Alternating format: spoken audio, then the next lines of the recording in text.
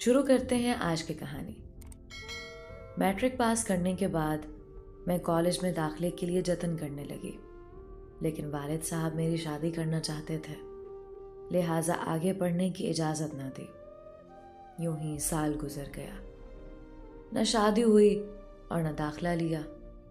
اب والد کو بھی احساس ہوا کہ شادی تو تب ہوگی جب نصیب کا تالا کھلے گا، تب تک لڑکی پڑھ لے گی تو آگے تعلیم اس کے ہی کام آئے گی۔ نئے سال انہوں نے کہا کہ بیٹی آگے پڑھنا چاہتی ہو تو داخلہ لے لو، اگر اس دوران کوئی اچھا رشتہ آ گیا تو پھر تعلیم کو خیر بات کہہ دینا۔ میں نے بھی یہ منظور کر لیا کہ آگے جو قسمت میں ہوگا دیکھا جائے گا۔ میں بہت جلد گھل مل جانے والی ہنس مکھ لڑکی تھی۔ چند دنوں میں کالج میں کئی لڑکیاں سہیلیاں بن گئیں۔ وجہ یہ تھی کہ ہر وقت ان کو ہنساتی رہتی تھی، تبھی وہ مجھے پسند کرتی تھیں۔ تاہم میں نے کبھی کسی پر اپنے دکھ ظاہر نہ کیا۔ کسی دن ذرا خاموش بیٹھ جاتی تو ان کو فکر ہو جاتی کہ آج مجھے کیا ہوا ہے۔ پھر سب لڑکیاں میرے پیچھے پڑ جاتی کہ کیا بات ہے، تم چپ کیوں ہو، کیا گھر میں کوئی بات ہوئی ہے؟ تب میں نہ چاہتے ہوئے بھی ہنس دیتی تھی۔ دن نہایت اچھے گزر رہے تھے۔ میں بس کالج میں جاتی تھی، اگر بس میں بیٹھنے کی جگہ نہ ہوتی تو لڑکیاں کھڑے ہو کر چلی جاتی، لیکن میں کھڑی نہیں ہو سکتی تھی۔ ذرا جو بس اسپیڈ سے رکتی میں گر جاتی تھی۔ مسافر مجھ پر ہنستے اور لڑکیاں بھی مذاق اڑاتی۔ ایسا کئی بار ہوا۔ اتفاق سے ایک نوجوان نے بھی میرے گرنے کا تماشا دیکھا۔ جس بس سٹاپ پر میں کھڑی ہوتی تھی، یہ نوجوان بھی اسی وقت اسی بس سٹاپ پر اپنی گاڑی لا کر کھڑی کر دیا کرتا تھا۔ وہ یہاں سے اپنے ایک دوست کو اٹھاتا تھا۔ کچھ دنوں سے میں محسوس کر رہی تھی کہ وہ لڑکا مجھ پر توجہ مرکوز کیے رکھتا ہے۔ وہ ایک خوبرو، خوش لباس اور خوشحال شخص تھا۔ کسی یونیورسٹی کا طالب علم لگتا تھا۔ میں اس کی طرف دیکھنے سے حتی الامکان گریز کرتی، پھر بھی اس کی نگاہیں مجھ کو اپنی طرف تکتی محسوس ہوتی۔ سٹاپ پر اس کی وجہ سے بھی الجھن میں مبتلا رہنے لگی، کیونکہ میرے ساتھ اکثر لڑکیاں بھی ہوتیں۔ تبھی میں نے برقع لینا شروع کر دیا۔ اپنی کار میں وہ سٹاپ کے سامنے سے گزرتا تھا۔ دن یوں ہی گزرتے رہے۔ میں نے اس کی طرف بالکل توجہ نہ دی، لیکن روزانہ وہ میرے قریب سے گزرتے ہوئے آہستہ سے کہتا کہ میں آپ کو ڈراپ کر دوں۔ میں نے کبھی اس کی بات کا جواب نہ دیا۔ ایک دن سب لڑکیاں سٹاپ پر کھڑی تھیں، دھوپ بہت تیز تھی۔ تبھی ہم بس کے انتظار میں قریبی دکان میں کھڑے ہو گئے۔ یہ اسٹیشنری کی دکان تھی، جہاں سے ہم کاپیاں، رجسٹر اور کتابیں وغیرہ خریدتے تھے۔ لڑکیاں خوش گپیوں میں مصروف تھیں کہ دکاندار کی آواز پر سب چونک گئے۔ وہ کہہ رہا تھا کہ آپ میں سے جس کا نام شاہین ہے، اس کا فون آیا ہے، سن لیں۔ شاہین تو میرا نام تھا۔ تبھی میرا رنگ زرد ہو گیا۔ میں چپ رہی۔ تبھی میری ساتھ والی لڑکی بولی، فون کسی لڑکے کا ہے یا لڑکی کا؟ جی، کوئی لڑکی بول رہی ہے۔ میں حیران تھی کہ یہ کون سی دوست ہے۔ ابھی میں فون پر الجھ رہی تھی کہ وہ صاحب بھی اسی دکان پر آ گئے۔ میں نے فون پر بات کرتے ہوئے کتابیں اور اینک کاؤنٹر پر رکھ دی تھی۔ بڑی دیر بعد مشکل سے اس نامعلوم سہیلی سے پیچھا چھڑایا۔ فون بند کیا ہی تھا کہ بس آ گئی اور سب لڑکیاں دوڑ کر اس میں سوار ہو گئیں۔ گھبراہٹ میں نے اپنی ایک کتاب اور اینک کاؤنٹر پر چھوڑ دی، بس کی طرف تیز قدموں سے چل دی۔ دوسرے دن دکان والے سے اپنی کتاب اور اینک کا پوچھا۔ معلوم ہوا وہی نوجوان میری چیزیں اٹھا کر لے گیا تھا۔ اس نے دکاندار سے کہا کہ میں شاہین کا کلاس فیلو ہوں، اسے دے دوں گا۔ اگلے روز میں پھر دکان میں گئی اور کہا کہ کیا ان صاحب نے میری چیزیں لوٹائی ہیں؟ اس نے کہا ہاں، یہ لیجئے۔ آپ کو نہیں دے پائے، تبھی واپس یہاں رکھ گئے ہیں۔ میں نے اپنی چیزیں اٹھا لیں۔ گھر لا کر کتاب کھولی تو اس میں ایک شعر درج تھا۔ اگلے دن پھر میں دکان پر گئی اور دکاندار سے کہا کہ یہ کاغذ میری کتاب میں جس نے رکھا تھا اسی کو دے دینا۔ اور کہہ دینا کہ مجھے اس قسم کے اشعار سے کوئی دلچسپی نہیں ہے۔ دکاندار نے کہا، اس کا نام ساحر ہے، وہ میرا دوست ہے، میں اسے دے دوں گا اور تنبیہ بھی کر دوں گا، آپ فکر نہ کریں، وہ آئندہ ایسی حرکت نہیں کرے گا۔ یہ کہہ کر اس نے پرچہ رکھ لیا۔ میرے ساتھ عقیلہ تھی، وہ بولی، شاہین پلیز اس کو مت ٹھکراؤ، کتنا اچھا لگتا ہے وہ، خوبصورت آنکھوں والا، میں تو اس پر مرتی ہوں۔ میں نے جواب دیا، تم مرتی ہو تو مر جاؤ، بلکہ چلو بھر پانی میں ڈوب مرو، مجھے اس قسم کے گانوں والے شعروں سے چڑ ہے۔ اس کے بعد وہ روزانہ مجھے اس دکان پر فون کرنے لگا۔ عقیلہ میری بجائے خود دکان پر جا کر اس کا فون سنتی، میں اسے منع کرتی لیکن وہ نہ مانتی۔ ایک دن میں نے فون اس سے لے لیا اور کہا کہ خدا کے لیے تم میرا پیچھا چھوڑ دو، تمہارا میرا کوئی میل نہیں ہے۔ اس پر وہ بولا، میری ایک بات سن لو، مجھے اپنی ماں کی قسم، میں تم کو کبھی دھوکہ نہ دوں گا، خدا کے لیے مجھ پر بھروسہ کرو، اگر تم نے مجھ سے بات نہ کی تو میں تمہارے سامنے بس کے نیچے سر دے دوں گا۔ اس بات سے میں گھبرا گئی، تمام رات میری سوچوں میں گزر گئی، سمجھ میں نہیں آتا تھا کہ کیا کروں، کیا کالج جانا چھوڑ دوں۔ وہ روزانہ فون کرتا اور عقیلہ اس کا فون سن کر اس کے پیغامات مجھے دیتی، پھر اس نے میرا پرسنل نمبر بھی اسے دے دیا۔ تب میں اپنی دوست سے ناراض ہو گئی اور اس سے بات چیت بند کر دی۔ جب میں نے اس کے فون نہ سنے تو وہ میرے کالج کے رستے میں آنے لگا۔ میں نے تنگ آ کر ایک روز روڈ پر ہی اسے برا بھلا کہا اور سختی سے بات کی۔ ایک طرف والد صاحب کا ڈر اور خاندان کی عزت کا سوال تھا، تو دوسری جانب یہ جنونی انسان تھا۔ ایک دن فون اٹھایا تو ساحر نے خدا کا واسطہ دے کر کہا کہ فون بند نہ کرنا۔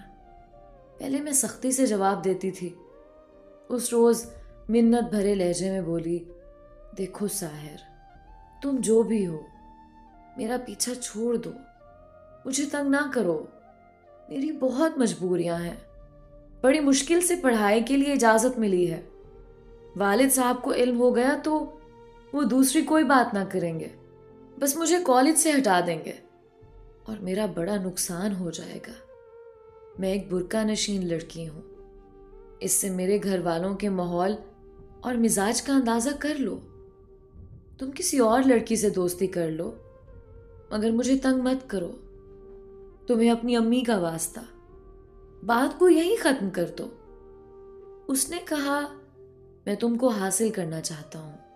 مجھے ہی کیوں، اور بھی تو اتنی لڑکیاں میرے ساتھ ہوتی ہیں۔ تم برقع لیتی ہو، باحیا ہو، اس لیے تبھی مجھے بدنام کرنے کا سامان کر رہے ہو۔ میں تم کو حاصل ہونے والی نہیں ہوں۔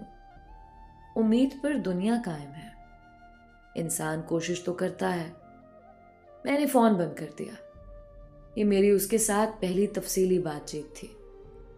اگلے روز کالج کے لیے نکلی تو دل بری طرح دھڑک رہا تھا اور ہاتھ پاؤں ٹھنڈے ہو رہے تھے۔ پچھتا رہی تھی کہ خواہ خواہی اس شخص سے بات کی۔ سوچا کہ آج اپنے سٹاپ کے بجائے میں اگلے سٹاپ کی طرف چلنے لگی۔ تھوڑی ہی دور چلی تھی کہ ہمت جواب دینے لگی۔ وہیں عقیلہ آتی دکھائی دی۔ حالانکہ ہماری بات چیت بند تھی لیکن اسے دیکھ کر پھر بھی حوصلہ ہوا۔ سوچا واپس اسی کے ساتھ اپنے والے بس سٹاپ پر پلٹ جاتی ہوں۔ اگلا سٹاپ تو کافی دور ہے۔ اس سے پہلے کہ میں بات کرتی وہ خود میری طرف آ گئی، کہنے لگی، آج ادھر کدھر جا رہی ہو؟ میں چپ تھی، کوئی بات بن نہ پا رہی تھی۔ کالج کی بس کے پیچھے دوڑی مگر وہ نکل گئی۔ میں نے بے تکا سا جواز بتا دیا۔ اس نے بال کی کھال نہیں اتاری اور میرے ساتھ چل پڑی۔ ہم تھوڑی دور ہی چلے تھے کہ پیچھے سے ایک تیز رفتار موٹر سائیکل نے اسے ٹکر ماری اور وہ سڑک پر گر گئی۔ کتابیں کہیں تو جوتے کہیں۔ موٹر سائیکل والا تو ٹکر مار کر بھاگ گیا۔ میں اسے اٹھانے کو جھکی، ارد گرد ٹریفک چل رہا تھا، صبح کا وقت تھا، لوگ دفتروں اور طالب علم کالج سکول کو جا رہے تھے۔ اس کو زیادہ چوٹ لگی تھی۔ اور وہ بھی سر میں۔ اسے ہوش نہ رہا تھا۔ میں اسے نہیں اٹھا سکتی تھی۔ بے بسی سے ادھر ادھر دیکھنے لگی۔ لوگ ہمارے ارد گرد اکٹھے ہونے لگے۔ ساحر بھی ان لوگوں میں دکھائی دیا۔ اس نے دور سے ہی موٹر سائیکل کی ٹکر سے عقیلہ کو گرتے دیکھ لیا تھا۔ ہجوم میں اسے دیکھا تو لگا جیسے غیر لوگوں میں کوئی اپنا آ گیا ہے۔ میری گھبراہٹ میں کمی ہو گئی۔ اس نے آگے بڑھ کر عقیلہ کو بازوں میں اٹھا لیا اور کنارے پر کھڑی اپنی گاڑی کی طرف لے گیا۔ مجھے کہا کہ میرے پیچھے آؤ، ہمیں اسے ہسپتال لے جانا ہوگا۔ میں نے گاڑی کا دروازہ کھولا اور اس نے میری دوست کو گاڑی کی سیٹ پر لٹا دیا۔ تم آگے بیٹھ جاؤ، شاہین دیر مت کرو۔ ساحر نے کسی اپنے کی طرح مجھے مخاطب کیا اور میں نے ایک معمول کی طرح اس کے حکم کی تعمیل کی۔ اس کے چہرے پر پریشانی کے آثار نمایاں تھے۔ تمام رستہ اس نے کوئی کلام نہ کیا، گاڑی چلاتا رہا اور ہم قریب ترین ہسپتال پہنچ گئے۔ عقیلہ کو ایمرجنسی میں لے جایا گیا۔ یہاں پہنچ کر سب سے پہلے میں نے عقیلہ کے گھر والوں کو فون کر کے ایکسیڈنٹ کی اطلاع دی۔ جب تک اس کے گھر والے آئے ساحر موجود رہا۔ سب بھاگ دوڑ خرچہ اس نے کیا تھا، کسی اپنے کی طرح معاملے کو سنبھالا۔ اس روز ہی اس نے مجھے بتایا کہ اس نے عقیلہ کو بہن بنایا ہوا ہے، تبھی اس کے ساتھ فون پر بات کرتا تھا اور رابطے میں رہنے کی وجہ میں ہی تھی۔ میں سمجھی تھی کہ پہلی بار ساحر نے میرا چہرہ ہسپتال میں دیکھا ہے، لیکن یہ بات نہیں تھی۔ مجھے اس نے بتایا کہ وہ دور سے ہمارا رشتہ دار ہے اور ایک شادی میں اس نے مجھے دیکھا تھا، تبھی سے پسند کر لیا تھا۔ اس کے بعد سے ہی وہ اس بس اسٹاپ کی طرف سے گزرنے لگا تھا۔ یہ وہ رشتہ دار تھے جن کے گھر ہمارے بزرگ تو آتے جاتے تھے، مگر ہم کبھی ان کے گھر نہیں گئے تھے اور نہ کبھی ان کا گھر میں تذکرہ ہوتا۔ اس لیے میں نہیں جانتی تھی کہ ساحر کے ساتھ ہماری کوئی رشتہ داری بھی ہے۔ میں تو اس کو ایک ایسے آوارہ مزاج نوجوان کے روپ میں دیکھ رہی تھی جو بس اسٹاپ پر لڑکیوں سے چھیڑخانی کے چکروں میں رہتے ہیں۔ جب عقیلہ کے والدین آ گئے تو اس نے جانے کی اجازت لی۔ مجھے بھی جانا تھا، کب تک ہسپتال میں ٹھہرتی، لیکن آنٹی اور انکل کے سامنے میں نے ساحر سے کلام نہیں کیا اور نہ یہ کہا کہ میں نے بھی جانا ہے۔ جب وہ ہسپتال سے نکل گیا تو 15 منٹ بعد میں نے آنٹی سے کہا کہ مجھے اجازت دیجیے، میں عقیلہ کو دیکھنے امی کے ساتھ شام کو آؤں گی۔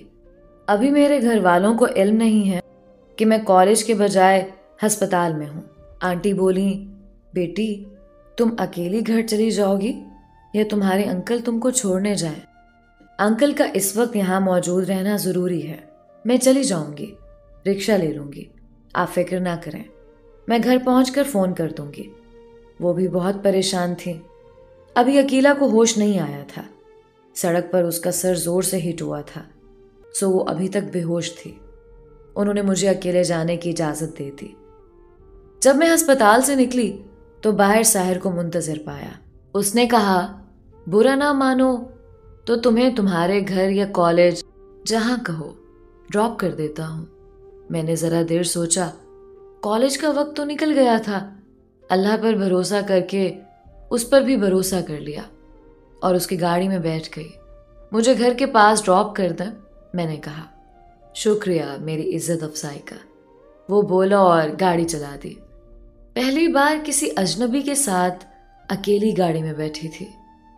اس کی تو مراد برائی تھی، لیکن میرا دل بری طرح کانپ رہا تھا۔ کچھ گرمی اور کچھ خوف سے پسینے میں نہا گئی تھی۔ نقاب منہ پر پڑا تھا۔ بڑی مشکل سے میں نے تھوک نگلتے ہوئے سوال کیا، آپ کدھر سے جا رہے ہیں؟ ہم پشاور سے جا رہے ہیں، اس نے جواب دیا اور ہنس پڑا۔ پھر بولا، خاطر جمع رکھو، کیوں ڈر رہی ہو؟ میں تم کو بھگا کر نہیں لے جاؤں گا، تمہارے گھر پر ڈراپ کر دوں گا۔ رستے میں 2-4 مختصر باتیں ہوئیں۔ اس نے مجھے اپنی رشتہ داری کے بارے میں سمجھایا کہ اس کے دادا اور میرے دادا آپس میں کزن ہوتے تھے اور جب ہم چھوٹے تھے تو ان کا ایک دوسرے سے ملنا اور آنا جانا ہوتا تھا۔ شادی بیاہ خوشی غمی میں شریک ہوتے تھے، مگر تیسری نسل کے آتے آتے یہ میل جول باقی نہیں رہا۔ عقیلہ کو ٹھیک ہونے میں 1.5 ماہ لگ گیا۔ 2 ماہ بعد اس نے دوبارہ باقاعدگی سے کالج آنا شروع کر دیا۔ اس کی غیر موجودگی کا یہ عرصہ میں نے بڑی مشکل سے کاٹا۔ کالج میں دل ہی نہ لگتا تھا۔ اس عرصے میں 3 بار میں امی کے ساتھ اس کے گھر عیادت کو گئی۔ اس کا گھر ہمارے گھر سے اگلے محلے میں تھا۔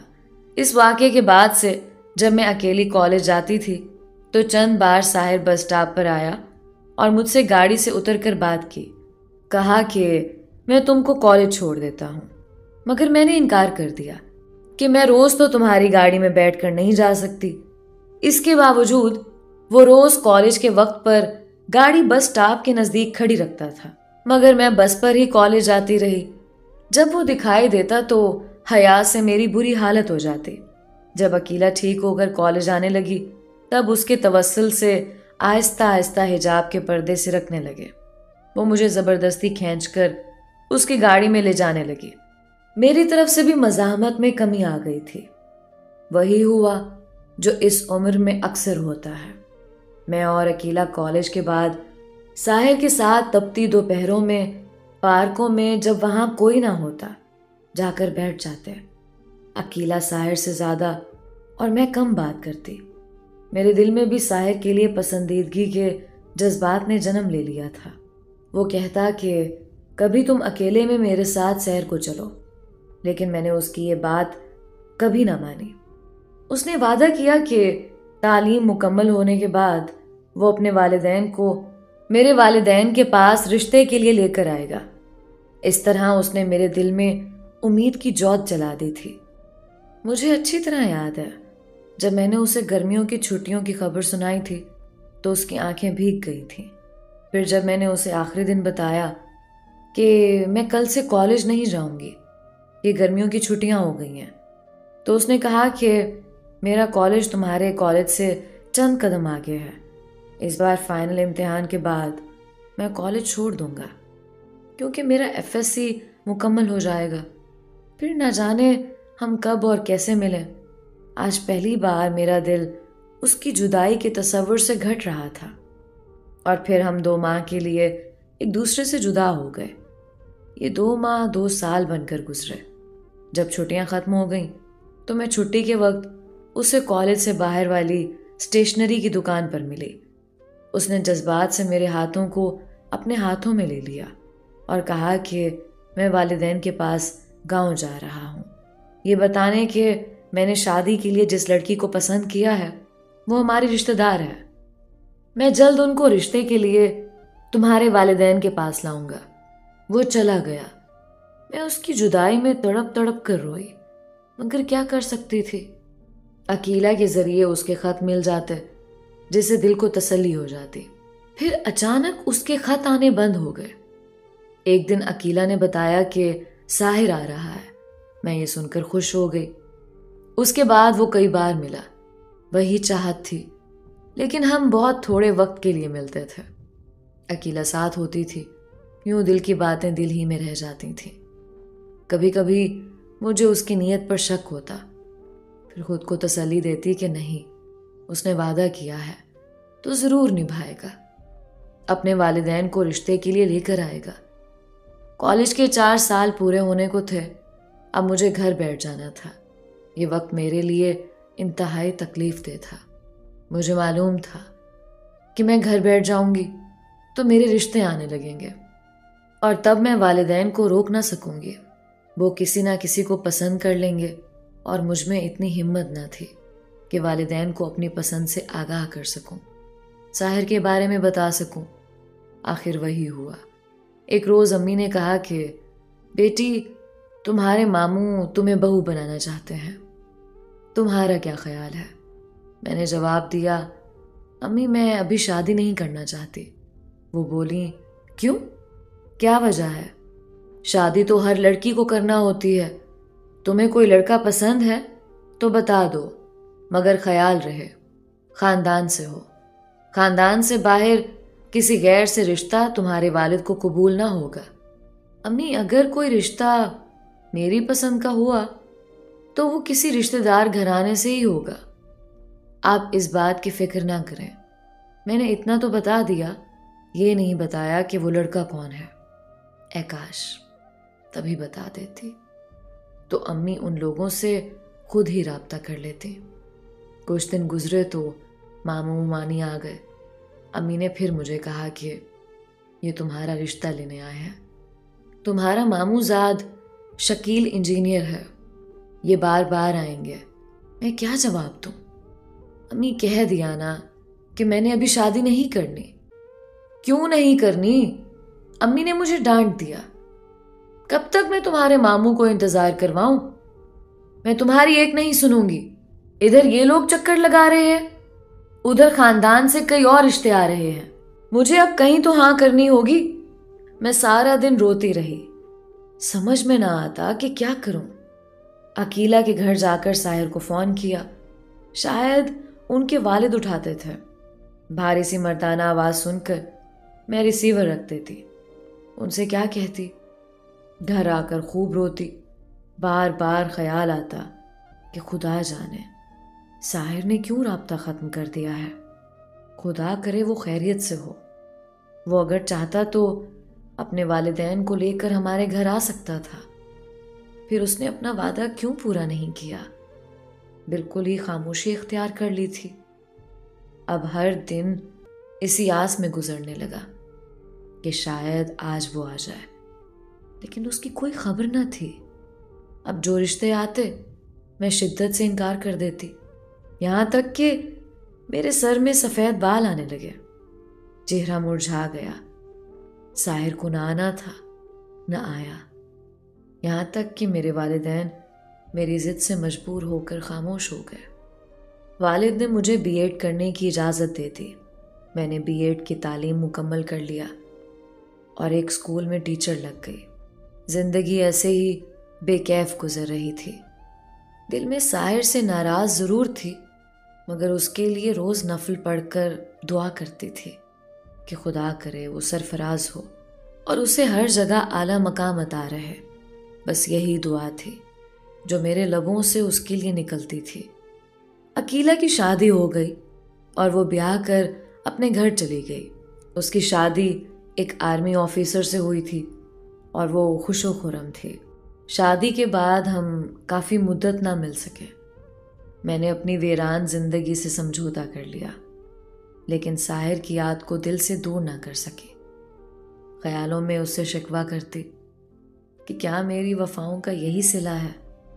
میں نے تو ماں باپ کی نافرمانی کی تمہاری خاطر، رشتے رد کر کے تمہارا انتظار کیا اور تم نے پلٹ کر خبر بھی نہ لی۔ کیا اسی کا نام محبت ہے؟ ہماری محبت تو پاکیزہ تھی، پھر کیوں مجھے ایسی کڑی اور لمبی سزا ملی؟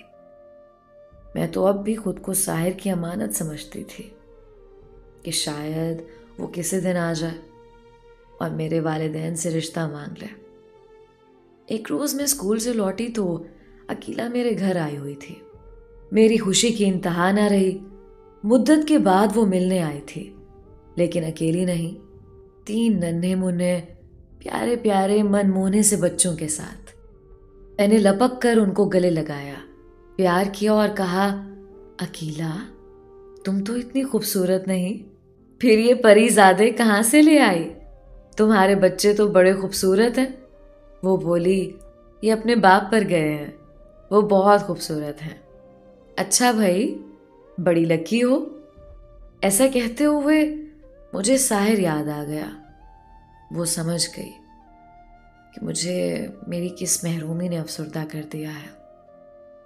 کچھ دیر کے توقف کے بعد کہنے لگی، شاہین، کبھی ساحر نے تم سے رابطہ کیا؟ اس کا کچھ پتہ چلا؟ میں نے جواب دیا، کبھی نہیں۔